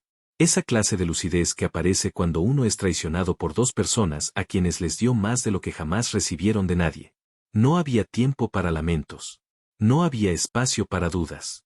Evan había dado su primer golpe formal usando mi nombre, y yo no iba a darle el segundo. Tomé mi abrigo. Clara dio un paso hacia mí, extendiendo la mano como si pudiera detener un colapso que ella misma provocó. ¿Qué te dijeron?, preguntó temblando. Parece que Evan usó mi nombre para cubrir su propia basura, respondí con la voz calmada del hombre que ya no pide explicaciones. Voy a aclararlo. No vayas, déjame hablar con él. Clara, la interrumpí, sin levantar la voz. No puede salvar a un hombre que ya decidió hundirse. Ella se quedó quieta, como si mis palabras fueran un espejo donde vio finalmente lo que había hecho. Pero ya era tarde para redenciones. Salí de la casa, conduje en silencio, y llegué al edificio de la empresa. Recursos Humanos me recibió con esa cortesía tensa que usan cuando saben que están ante un lío grande. Me pasaron a una sala y me dieron agua. No la toqué. Una mujer de unos 50 años, la directora del departamento, se sentó frente a mí con un expediente grueso. Gracias por venir tan rápido, señor Dalton. Quiero dejar claro que no tengo nada que ver con lo que Evan declare, dije de inmediato. Ella asintió, abriendo el archivo. Precisamente por eso lo llamamos. Él insinuó que usted estaba interfiriendo en su vida personal y profesional por asuntos familiares. Cerré los ojos un segundo. Evan no solo era un traidor. Era cobarde. ¿Mencionó a mi esposa?, pregunté. La mujer me observó. Señor Dalton, Evan dijo que usted estaba obsesionado con él, y que eso estaba generando conflictos. Incluso insinuó que usted lo vigilaba. Yo solté una risa seca, amarga. ¿Evan dijo eso? Sí. La realidad es otra, respondí, mirando a la mujer directo a los ojos. Mi esposa me engañó con él. Y él ahora tiene miedo de que esa información afecte su posición aquí. Por eso me inventa un rol que no tengo. La mujer suspiró. No parecía sorprendida. Parecía cansada. Señor Dalton, no es la primera vez que escuchamos que Evan se involucra con mujeres del entorno de colegas. No debería decirle esto, pero él ha tenido advertencias antes. Mis dedos se apretaron alrededor del brazo de la silla. ¿Advertencias por qué? Límites cruzados. Conductas inapropiadas. Relaciones con personas conectadas al personal senior. Lo teníamos bajo observación. Así que no solo me había traicionado. Era habitual en él. Entonces entenderá, continué, que yo no estoy aquí para atacarlo. Estoy aquí porque él intentó usar mi nombre para protegerse. La mujer tomó nota. Vamos a registrar su declaración. Y también vamos a citarlo a él. Este asunto va a escalar. Yo asentí. Que escale. Es lo justo. Cuando salí del edificio, no me sentí triunfante. Ni siquiera aliviado. Sentí una especie de serenidad que solo llega después de que uno se atreve a decir la verdad, incluso cuando duele. Regresé a casa al final de la tarde. Clara estaba sentada en el sofá, con la cara hinchada de tanto llorar. No había maquillaje que ocultara el desastre que se había convertido nuestra vida compartida. Me vio entrar. Tragó saliva. Se levantó lentamente. ¿Qué pasó? Ya lo aclaré todo, dije. Ahora necesito que hablemos del divorcio. Ella inhaló como si le hubieran clavado algo en el pecho. No hay forma de que intentemos. No, respondí sin dureza, pero sin dudas. Clara, tú ya no estás aquí. Te fuiste hace meses. Solo que yo no lo vi. Ella comenzó a llorar otra vez, pero esta vez no hubo lágrimas desesperadas. Eran lágrimas resignadas. Yo no sé cómo llegué a esto. Yo sí, respondí. Querías una vida que yo no podía darte. Y buscaste a alguien que se sintiera tan vivo, como tú. Ella cubrió su rostro. Nunca fue mi intención herirte. Nunca es la intención, dije con tristeza sincera. Pero igual lo hiciste. Y ahora tengo que proteger mi nombre, mi dignidad y sobre todo mi paz. Nos sentamos. Le hablé del proceso legal. De la separación de bienes. De cómo podía ser un divorcio civilizado si ella no empeoraba las cosas. No nos insultamos. Pero en medio de toda esa calma humana, había un océano de dolor. Una semana después, firmamos el papeleo. Ella se mudó con una amiga temporalmente. Yo me quedé en la casa, sintiéndome vacío, pero no destruido. Y entonces ocurrió lo último. Recibí otro correo. Esta vez de la empresa de Evan.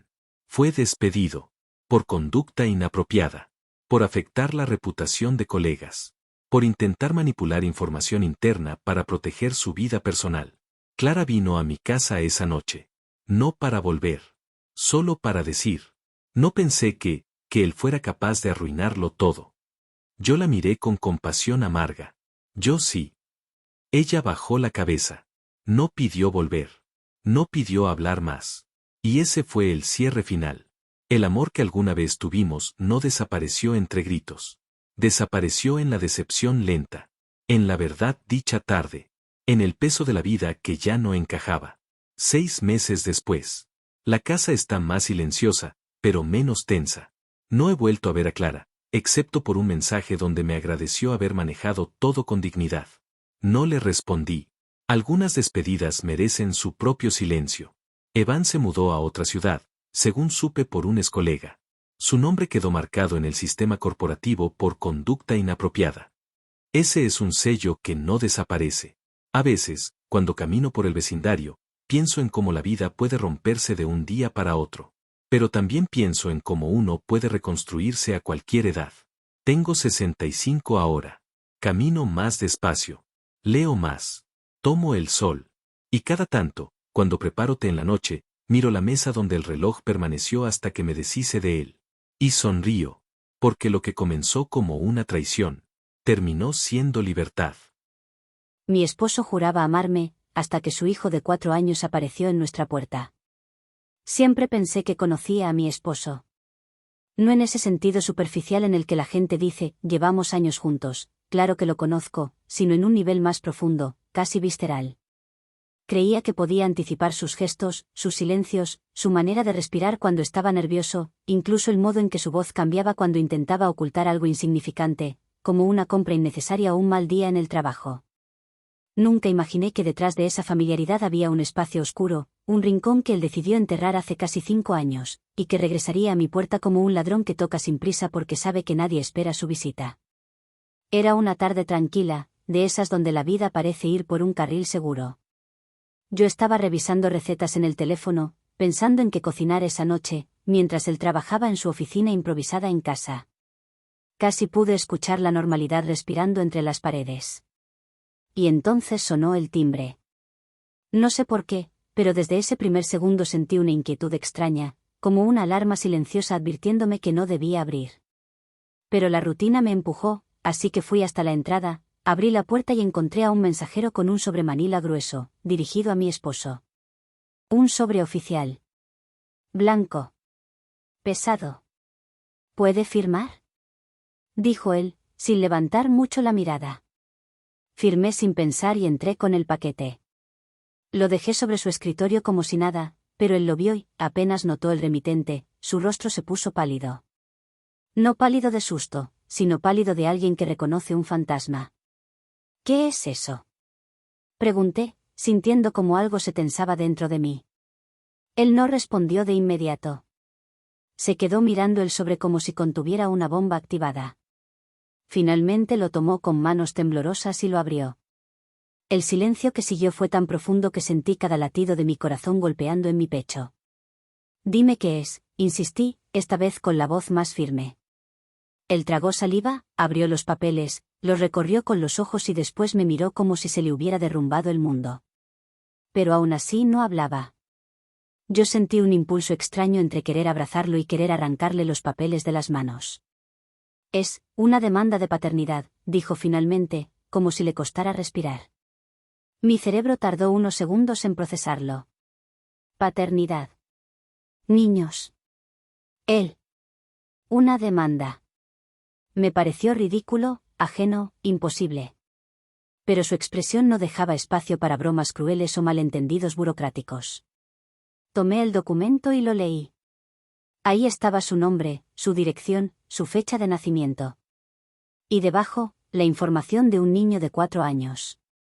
Y una mujer que yo no conocía. Explícame esto, susurré, aunque en realidad quería gritar. Él cerró los ojos. Fue en ese gesto que comprendí que no estaba leyendo algo nuevo. Que no estaba sorprendido como yo. Que este no era un error. Este era un pasado enterrado que él había decidido dejar bajo tierra sin consultarme. Un pasado que caminaba, respiraba y tenía la edad exacta para destruirme. Hace 5 años cometí un error, comenzó, con la voz quebrada. Fue una sola vez. Algo estúpido, impulsivo. Me arrepentí. La dejé. Corté todo. Quise salvar lo nuestro. Pensé que había quedado atrás. Hizo una pausa, como si las siguientes palabras le pesaran más que las primeras. Cuando ella me dijo que estaba embarazada, continuó, sin mirarme, entré en pánico. Supe desde el principio que podía ser mío, que seguramente era mío, pero hice lo peor que podía hacer, mirar hacia otro lado. Le dije que no iba a dejarte, que no iba a arruinar nuestro matrimonio. Dejé de contestarle, bloqueé su número, me convencí de que quizá no seguiría adelante, o de que, si lo hacía, iba a criar al niño sola.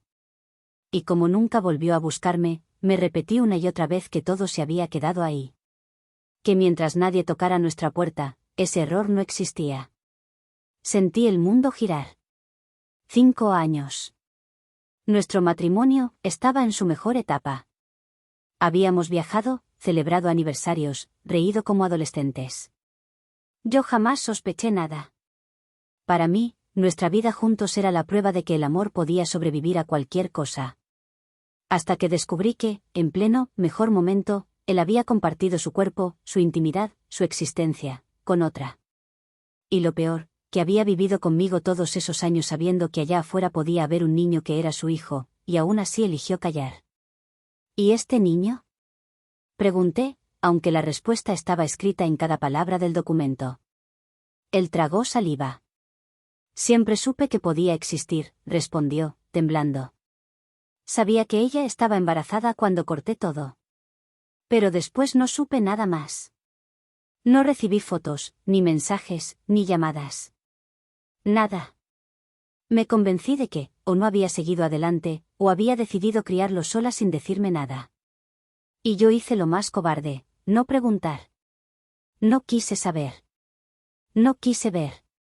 Preferí seguir con mi vida contigo, como si ese capítulo nunca hubiera pasado. Sentí el piso desaparecer bajo mis pies. Mi respiración se volvió corta, como si no hubiera suficiente aire en todo el país para llenarme los pulmones. Ya no era solo un error de una noche. Era un hijo. Un hijo fuera del matrimonio. Un hijo que nació mientras yo celebraba nuestro aniversario creyendo que tenía todo lo que siempre quise. Y un marido que eligió proteger su comodidad y nuestro matrimonio perfecto, por encima de mi derecho a saber la verdad. El dolor no fue inmediato. Fue como un golpe lento que se clava más profundo cuanto más intentas entenderlo. Lo miré y ya no vi a mi esposo. Vi a un extraño con su misma cara. Vi al hombre que me había mentido por años mientras yo dormía tranquila a su lado, sabiendo que allá afuera podía haber un niño esperando respuestas. ¿Por qué la madre está buscando esto ahora? Logré decir, con un frío que no reconocí en mí. Él bajó la mirada. Dice aquí que, el niño está empezando a preguntar por su papá. Dice que tiene derecho a conocerme. Que no puede seguir sosteniendo ella sola una mentira que yo empecé con mi silencio. Ese fue el momento en que algo dentro de mí se rompió. No era solo la traición. Era la familia paralela que yo nunca elegí. Era saber que ese niño existía y que, aunque yo no tenía la culpa, iba a vivir con ese dolor pegado a la piel para siempre. Que él había tenido casi 5 años para decirme la verdad, y en lugar de eso, había decidido apostar a que el tiempo lo enterrara todo. No recuerdo en qué momento empecé a llorar. Tampoco recuerdo cómo llegué al dormitorio. Solo sé que esa noche dormimos en camas separadas. Y por primera vez desde que lo conocí, sentí rencor. Un rencor que se pegó a mis huesos y me susurró que nada volvería a ser igual. Él intentó hablarme, tocarme, explicarse, pero ya no podía escucharlo sin sentir arcadas. Y cuando llegó la mañana siguiente, tomé una decisión que jamás pensé que tomaría en mi vida, salir de la casa y comenzar a pensar seriamente en el divorcio. Porque aunque habían pasado casi 5 años desde su traición, para mí, la herida acababa de abrirse ese mismo día. Pero lo peor no había ocurrido aún. Lo más doloroso estaba por venir. Justo cuando pensé que ya lo había visto todo. Él empezó a volverse intenso. Muy intenso. Y yo todavía no tenía idea del infierno emocional que eso iba a desatar. Actualización 1. Me fui de la casa sin hacer ruido, como si él fuera una criatura dormida que podía despertarse y morderme si cerraba la puerta demasiado fuerte. No llevé mucho, un bolso, mi laptop, un par de mudas, cargadores. No necesitaba más. No sabía si estaría fuera un día, una semana o para siempre. Solo sabía que no podía seguir respirando bajo el mismo techo que él después de lo que revelaron esos papeles. Y mucho menos después de escuchar de su propia boca que había decidido protegerme ocultando una infidelidad y un hijo.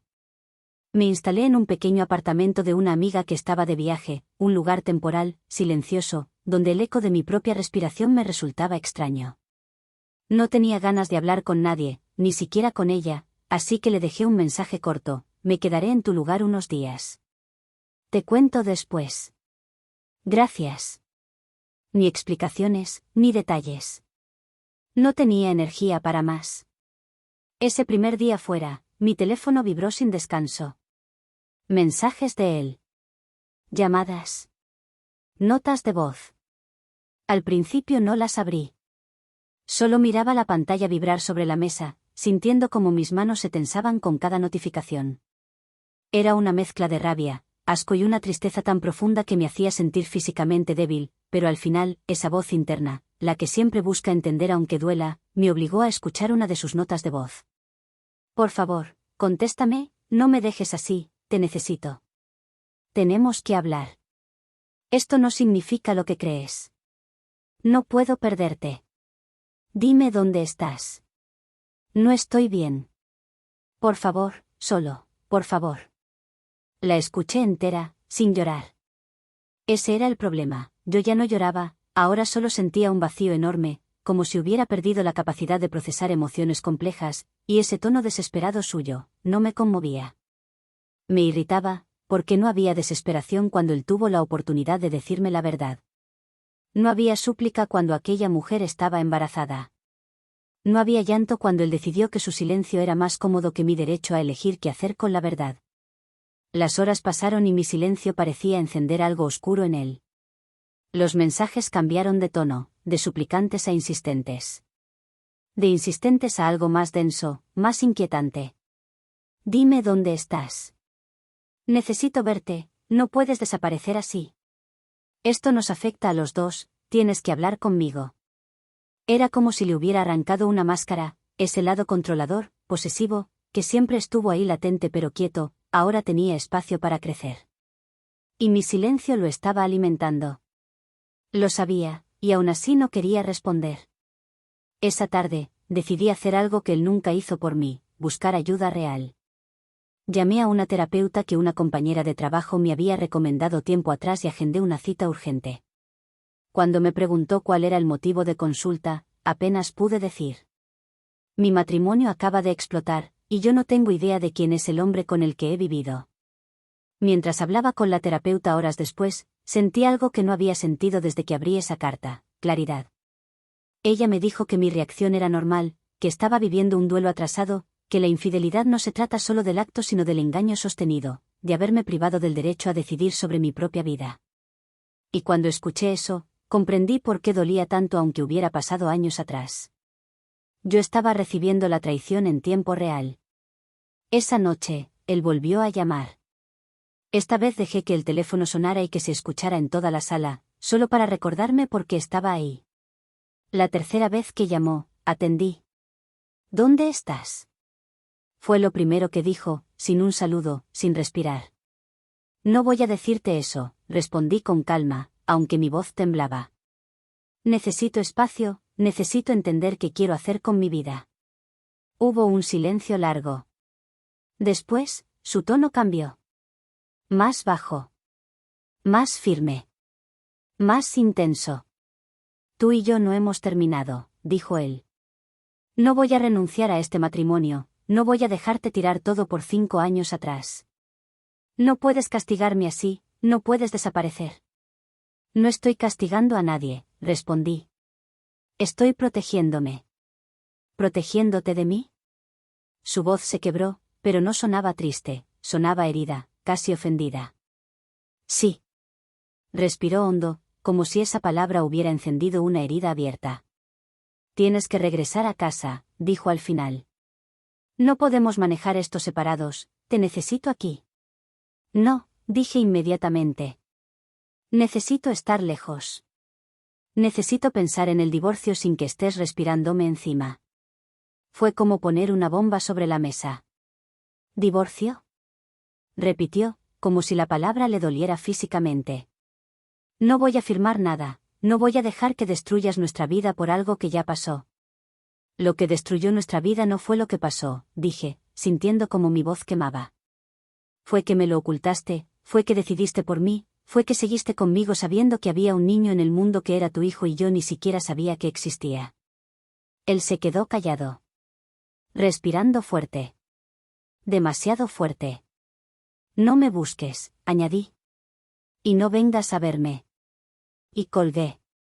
Esa noche fue la primera en la que dormí profundamente desde que todo explotó.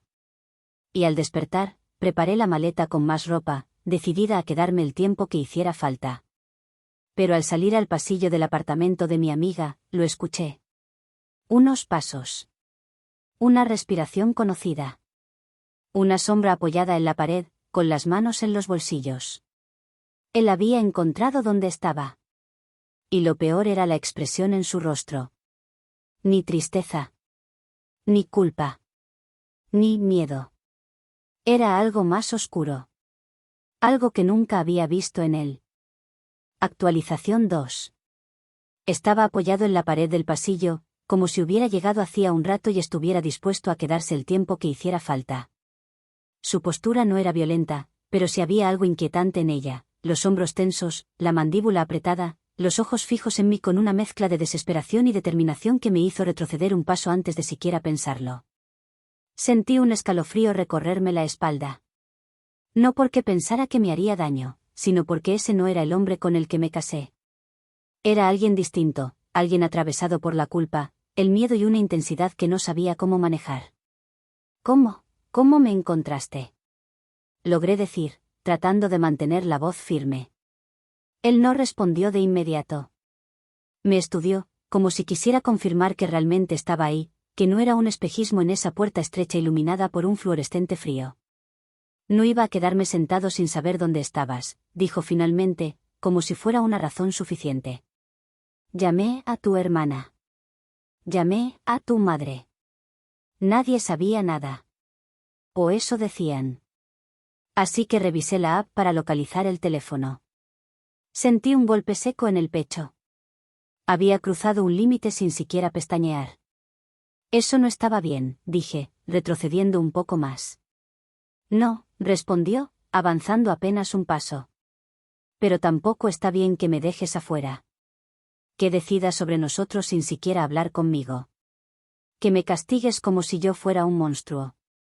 Tú fuiste el que decidió callar 5 años, le recordé. Yo solo estoy lidiando con la verdad. Pero te tengo a ti, dijo, como si eso fuera un hecho inamovible. Y no voy a perderte. No así, no por algo que ya pasó. Había un tono bajo en su voz, una intensidad que me hizo sentir atrapada entre la puerta y su sombra. Sus ojos estaban enrojecidos, su respiración agitada. No era agresivo, pero sí insistente. Demasiado insistente.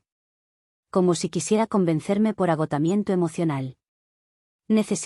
Tomé aire, buscando fuerza, necesito que te vayas. Él negó con la cabeza, lento, como si la idea fuera inadmisible. No, susurró. Necesito hablar contigo, no puedo dormir, no puedo pensar, no puedo llevar esto solo. No estoy lista, dije, tratando de mantener la distancia. Por favor. ¿Crees que yo estaba listo para todo esto? Respondió con una risa rota. ¿Crees que no he vivido todos estos años con un nudo en la garganta? Sí, la cagué. Sí, debí decírtelo. Pero no puedo perderlo todo. No ahora, no así. Por favor, solo ven conmigo, solo quiero hablar, no quiero pelear. Quise decir que no. Quise cerrar la puerta. Quise ser más fuerte. Pero la verdad es que verlo ahí, roto, desesperado, con ese dolor que parecía querer arrancarse desde dentro, me golpeó más fuerte de lo que quería admitir, y también había miedo. No de él. Sino del conflicto, de la conversación pendiente. De enfrentar la realidad completa y no solo sus fragmentos. 5 minutos, dije finalmente. Hablas y te vas. Su expresión cambió. No fue alivio, fue victoria. Y eso me asustó más que cualquier súplica. Entró al apartamento despacio, como si no quisiera ahuyentarme. Se sentó en la silla del comedor y yo me quedé de pie. La demanda llegó porque, ella no puede seguir sola, comenzó. Dice que el niño pregunta todos los días por su papá. Que ya tiene edad para entender. Que necesita una figura paterna, que no puede cargar con la mentira. ¿Y yo qué? Le pregunté, sintiendo como la voz se me rompía por primera vez en días. ¿Yo qué soy en todo esto? ¿La mujer que estaba ahí creyendo que tenía un matrimonio estable mientras tú escondías un hijo? Él bajó la mirada. No respondió. ¿Ya lo viste? Pregunté, tragando el dolor como veneno. No, dijo rápido. Te juro que no. Yo, no sabía cómo decírtelo, no sabía cómo manejarlo, no quiero que pienses que fue una relación. No fue amor, fue un error, solo un error. Un error que respira, que camina, que tiene 4 años, dije, sintiendo que la sangre me ardía. Un error que va a estar en nuestras vidas para siempre. Podemos superarlo, dijo él, alzando la mirada con esa intensidad que ya me era tan difícil de sostener. Podemos hacer terapia. Podemos arreglar las cosas. No tienes que rendirte así de fácil. No puedes irte. No quiero perderte. No puedo perderte. No voy a permitirlo.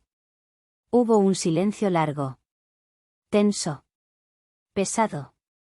Me quiero divorciar, dije finalmente, sin temblar. Fue como soltar una granada entre los dos. Él se levantó de inmediato, empujando la silla hacia atrás con un golpe seco. Sus ojos se abrieron de par en par, como si no pudiera creer lo que acababa de escuchar. Dio un paso hacia mí, después otro, como si mis palabras lo hubieran desestabilizado físicamente. No, dijo, más alto. No vas a tomar esa decisión así, no puedes, no te voy a dejar destruir esto. No estoy destruyendo nada, respondí. Ya estaba destruido, solo que yo no lo sabía. No lo entiendes, su voz bajó, grave, resentida. No puedes irte a la primera y mucho menos, se detuvo, respirando hondo, con los puños cerrados. A menos que ya estés viéndote con alguien. Sentí un vacío en el estómago. Me helé. ¿Qué estás diciendo? Él entrecerró los ojos. No soy estúpido. Llevas días fuera de casa. Y anoche, no estabas sola. Mi corazón golpeó tan fuerte que el mundo se volvió ruido blanco por un segundo. ¿Me seguiste? Pregunté, sintiendo el pulso en las sienes. Él no respondió. Y ese silencio fue peor que una confesión. ¿Me estás vigilando? Susurré. No quiero perderte, repitió, como si esa frase justificara todo. Me quedé congelada, mirando a un hombre que ya no reconocía. Un hombre que había abierto puertas que no podía cerrar. Tienes que irte, dije finalmente. Ahora. Él dio un paso hacia mí. Yo retrocedí. Y en ese momento, el teléfono sonó en mi bolso. Un tono nuevo. Uno que él no conocía. Un nombre apareció en la pantalla. Un nombre de alguien con quien había empezado a hablar. Alguien que me hacía sentir vista.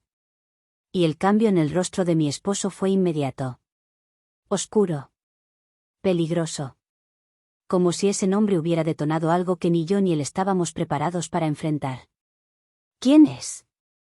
Preguntó, con la voz más baja y amenazante que jamás le había escuchado.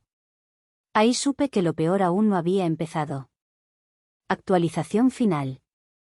El nombre iluminando la pantalla de mi teléfono fue un golpe seco en el silencio. No era un amante, no era alguien con quien estuviera teniendo una relación, pero sí era alguien nuevo. Un hombre con el que había intercambiado un par de mensajes en un intento torpe de sentirme validada de alguna manera. Alguien que llegó en el peor momento posible, con el peor timín imaginable. Y aunque no había pasado absolutamente nada todavía, el simple hecho de que existiera en mi pantalla encendió algo brutal en mi esposo. Algo que yo no había visto nunca, ni siquiera en discusiones fuertes del pasado. Él dio un paso más hacia mí, y el pasillo entero pareció encogerse. ¿Quién? ¿Es? ¿Él? Repitió, separando cada palabra como si fueran gotas de veneno que no quería tragar. Mi corazón golpeaba tan rápido que me temblaban las manos. Pero aún así, no me moví. No es tu asunto, dije, consciente de cómo le ardía esa frase. Mi esposo apretó los dientes tan fuerte que escuché el crujido de su mandíbula. No era violencia lo que veía en su cara, era desesperación mezclada con un orgullo herido, con una pérdida de control que él no sabía cómo manejar. ¿Te estás viendo con otro? Preguntó, respirando hondo, como si intentara mantener la cordura por un hilo. ¿Es eso? ¿Te fuiste 2 días y ya estás buscando reemplazarme? No estoy reemplazando a nadie, respondí, controlando cada sílaba. Estoy recuperando mi vida, una vida que no voy a dejar que se hunda por tus errores. Eso lo golpeó como un puñetazo en el estómago. Pero no retrocedió. Se acercó más. Tú eres mi esposa. Dijo, con un tono que llevaba más dolor que furia.